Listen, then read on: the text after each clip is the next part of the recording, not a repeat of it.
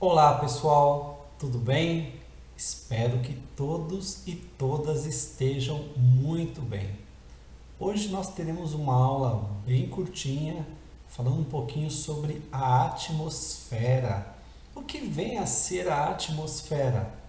A atmosfera é toda a camada de ar que envolve a Terra. Então, todo o ar que nós temos na Terra é chamada de atmosfera, que começa numa camada mais baixa, com uma concentração maior de ar, e à medida que vai subindo, essa concentração de ar vai diminuindo.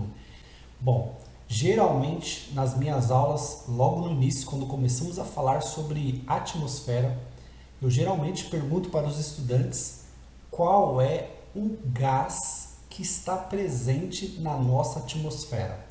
Se eles sabem quais são os gases que formam a atmosfera. E na maioria das vezes as pessoas respondem o oxigênio, lembra lá do gás carbônico, alguns até citam o nitrogênio, enfim, acabam citando alguns gases que realmente formam o nosso ar. Então, eu já logo lanço a segunda pergunta: qual gás está em maior concentração na atmosfera? E daí que a maioria das pessoas erram. Muita gente pensa que tem mais.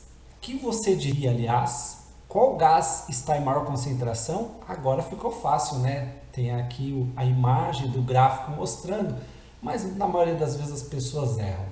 O gás que está em maior concentração não é o oxigênio, e sim o nitrogênio, conhecido também como gás azoto. 78% nitrogênio e apenas 21% de oxigênio. E 1% dos demais gases que entrariam aí, o gás carbônico, vapor d'água, argônio, entre outros gases que podem ter na nossa atmosfera. Bom, então, na maioria das vezes, quando essa pesquisa é realizada pelos estudantes, na maioria das vezes acontece um grande erro. Na maioria das vezes as pessoas pensam que tem mais o oxigênio. Uma última pesquisa realizada com 730 pessoas entrevistadas, que os estudantes realizaram, mostrou que 80% das pessoas erraram. Porém, então, se te perguntarem, agora você já sabe, o gás que está em maior concentração na atmosfera é o gás nitrogênio.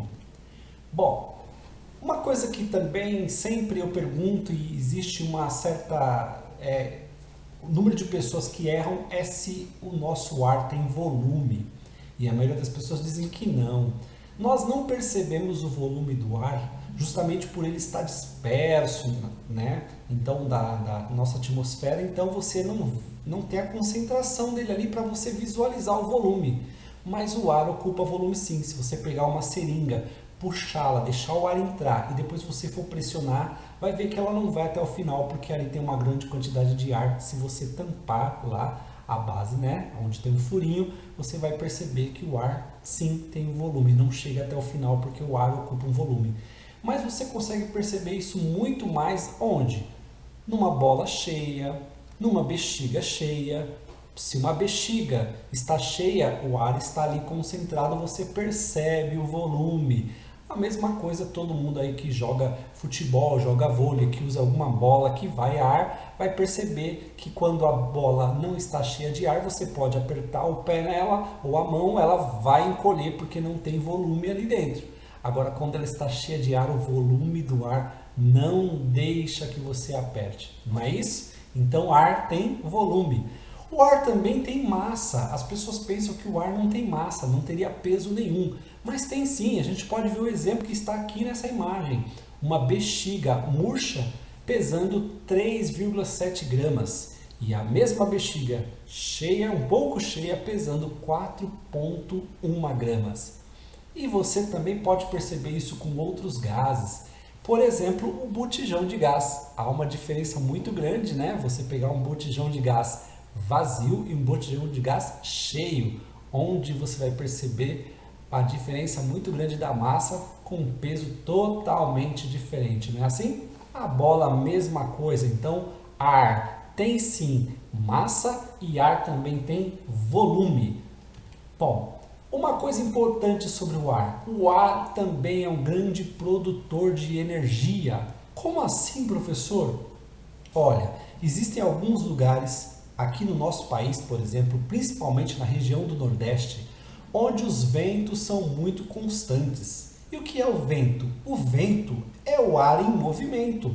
Então, esse vento que é o ar em movimento faz com que pás, geradoras de energia, no caso geradores eólicos, fiquem girando pelo fluxo desse vento e assim consegue produzir a energia elétrica, por exemplo, através desse material aí que é os geradores, são os geradores eólicos. Então, a energia que vem dos ventos é chamada de energia eólica. É muito comum no Ceará, no Rio Grande do Norte, no Piauí e outras regiões do Nordeste.